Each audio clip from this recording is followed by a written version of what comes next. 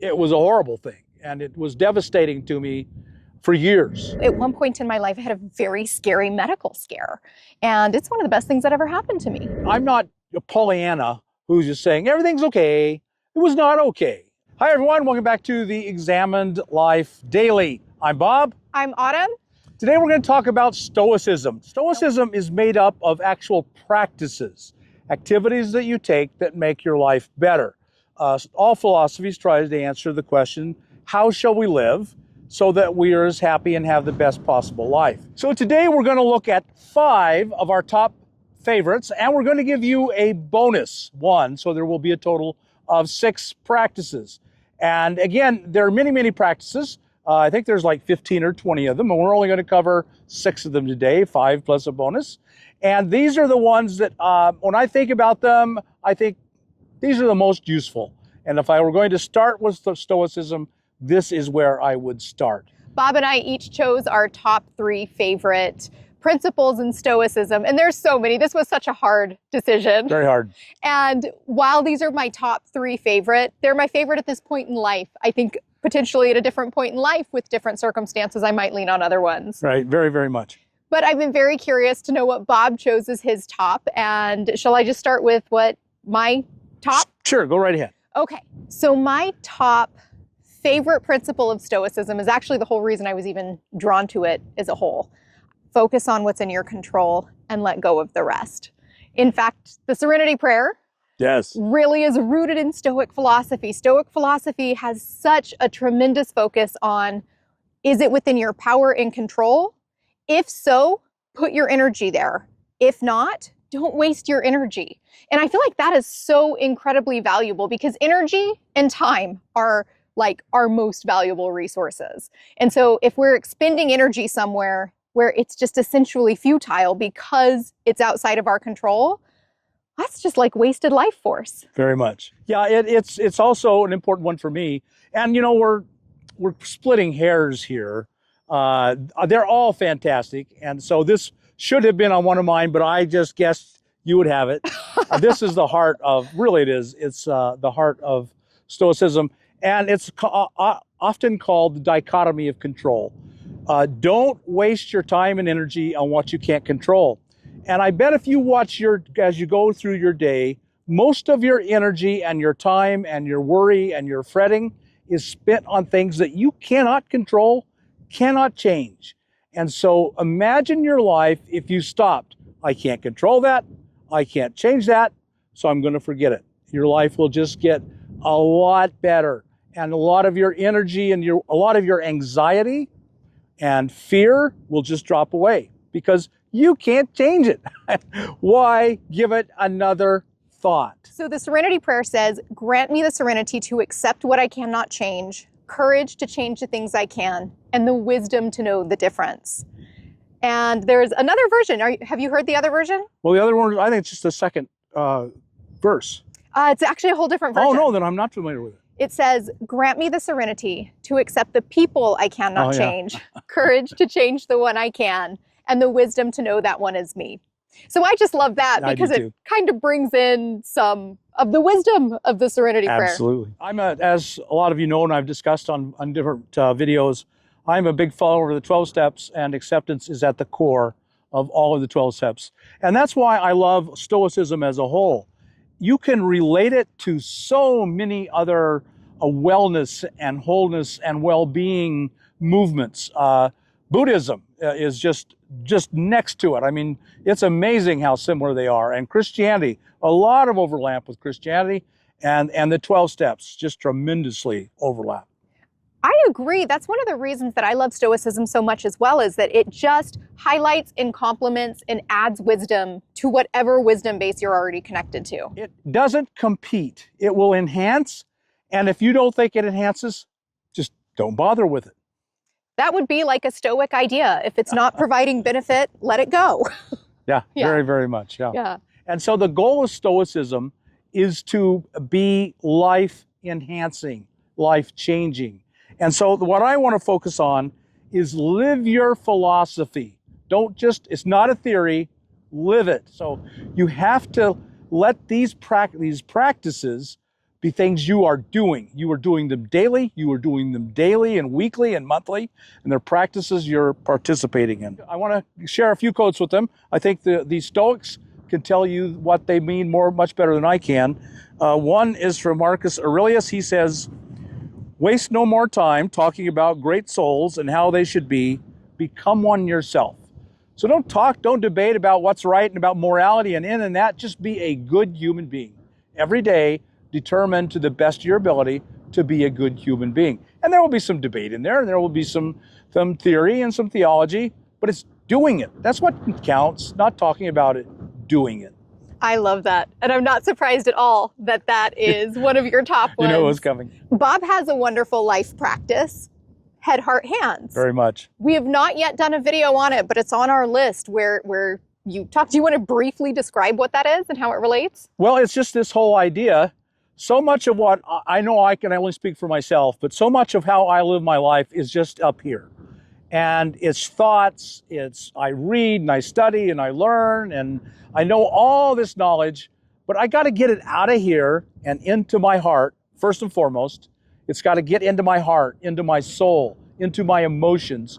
And then even if I can do that, get it out of my head and into my heart, that's still no good. It's got to get out into my daily words and actions. And I think of that as my hands. What am I actually doing daily with my life? Head, heart, hands. When those are in harmony, then life is excellent. And that's what I strive for. And I see this part of Stoicism as that. I'm learning, I'm studying, but I'm applying and I'm living. I'm saying it and I'm doing it. Okay, my second one is a well-known one. This might be on your list. Sympathia, which is also known as Cosmopolitanism and interconnectedness. It's not on my list, but I love it. I love it. Yeah, I do too. And so cosmos means the entirety of the universe. Stoics will say, I am in Athens and I am an Athenian, but above all else, I am a cosmopolitan. I am a citizen of the universe. And the idea is that we are all interconnected, that the universe as a whole is interconnected, and what happens to you happens to me. And so whatever I do to you, I'm actually doing to myself. So if I do you good, then I am benefited. And if I do you harm, then I am harmed. And so the idea of this interconnectedness of everything, and particularly human beings, it's woven throughout Stoicism. And I want to share a couple of quotes about that. This is from Seneca. There is no such thing as good or bad fortune for the individual. We live in common, and no one can live happily who has regard for himself alone and transforms everything into a question of his own utility. This is good for me, so it doesn't matter if it's good for you or even harmful to you. All that really matters is it's good for me. And so he says that cannot make you happy. Nothing done with that kind of thinking or attitude can be a source of goodness or happiness in your life. So you can see there's a very practical application of a philosophical idea. Tomorrow, I want to wake up and do as much good for everyone else as I can, because I'm selfish and I know it'll turn around and do good for me. Now, you don't want to have that idea in mind, but if that's your attitude you have, it's a good attitude to start with. You'll find that you love doing good for others, and soon you will do it just for the love of it. You know, I'm having sort of a paradoxical idea come to mind with this exact principle, because I think about telling people no and setting limits with people and having boundaries, and they might perceive us as doing harm to them because we've said no. But yet this principle holds firm, even in uncomfortable or unpleasant or awkward situations. Because if you're doing harm to me and I'm just accepting it in an attempt to be nice to you, I'm actually harming you, because allowing you to harm me is harming you. Yes. And so boundaries are a gift, setting limits are a gift. And that is just one of the ways that I see sort of the unpleasant side of human dynamics still expressed in that particular principle. So my second favorite principle in Stoicism is Memento Mori. I love Memento Mori. So that Memento Mori is awareness of death, awareness of our passing. And some people could say it sounds morbid. In fact, there is an idea in Stoicism to wake up and start your day contemplating your own death that day. To me, it's not morbid at all. To me, it's like being grounded in such reality that it helps me really take the behaviors that you were talking about and really live my utmost values. Because when I forget that I could die at any time, I care about things that really don't matter. I waste my energy spinning stories in my mind or focused on fears or solving problems for problems that don't even exist. Or maybe staying mad at somebody longer than I would if I knew I was going to pass that day. Memento Mori, it helps me forgive. It helps me have so much clarity. I worked for close to 3 years in end-of-life care. So I was with a lot of people in their last weeks, months, days, and hours. And I believe that that work that I did at that moment in time is the exact reason I became a nomad. Because I wanted to be a nomad for my entire life, and I just always had a fearful reason not to. And after sitting with people at the end of their life, what so many folks shared with me is they didn't have regrets for things they did. They could work their way into self-forgiveness for things they did they wish they didn't do. It was the regrets for what they didn't do that were really hard for them to reconcile because they couldn't get experience back. All of that experience of just being around kind of in a whole environment for 3 years of Memento Mori really helped me to pursue a life that was very hard for me to jump into and pursue. But I'm just so glad I did. Yeah. Yeah, I know some of you will be thinking, well, no, it's if you just keep thinking about it and pondering it, which is what we're talking about, then it'll be prophetic and it'll come true. And that has not been my experience. For at least 40 years, the last 40 years of my life, I have made Memento Mori a predominant part of it. I am living for my last days so that my last breath on this earth will be a joyful, exciting one. And I have lived to my life in such a way that I can look forward to death at any moment and embrace it and accept it. And I've lived all these 40 years and I have not self-prophesized it and brought it about so far. One day I will, Right. But it's kind of inevitable. And so I'm not a big believer in that. I believe that the spiritual good, the philosophical good, that of Memento Mori is so much more important. Now I have a quote that I'm not going to read it, but it's a practice one of the Stoics had. He said this. He said, you should live your life as if you died yesterday.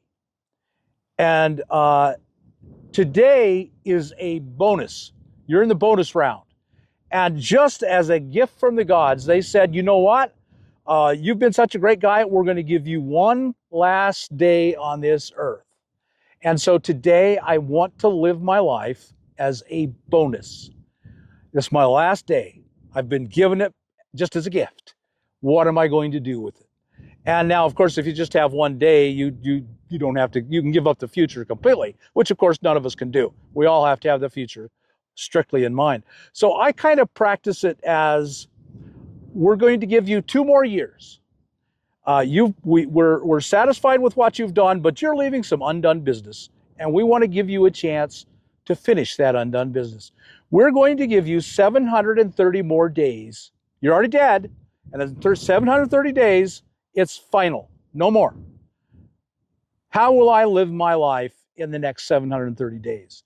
And that's kind of how I try to live my life. What am I going to leave undone, unsaid? I've been given this bonus round, and I want to devote myself to them. Now, I got to live 2 years, so I got to probably go to work. I got to live my life. I got to brush my teeth. I got to keep taking showers. I got to do all that stuff. It's a practice that you can adopt for yourself. I'm in my bonus round. I'd better make good use of it. It reminds me of a song by Tim McGraw, a country song. And there's a line in it that says, "My friend, I hope one day you'll get the chance to live like you were dying." I'd be curious to hear, folks, in the comments, have you had an experience where you almost did face your own mortality, and as a result, your life was better? I know at one point in my life, I had a very scary medical scare, and it's one of the best things that ever happened to me. Right. And so I think that just reflects kind of that idea. Well, I have amor fati. Ah, I knew it. I guessed that one. So again, I'm going to say this about every single one. This is one of my favorites. I think we both can say that Right. for all of them. And we're going to continue to do, we'll do another video just like this one, and we'll continue. And I will say it then too. This is one of my favorites. They are all powerful and life-changing. This one is judgments determine your life. And I love a quote from Shakespeare. So this isn't from the Stoics. But Shakespeare said, "Nothing is good or bad, but thinking makes it so." So, when life circumstances happen to me and they're painful and I'm unhappy with them, I hate them, I don't want that to happen. The pain that event causes me is not actually in the thing. It's the way I am looking at it, my perspective towards it, my acceptance or rejection or fighting of it. So all the circumstances in my life are they're not good or bad in themselves.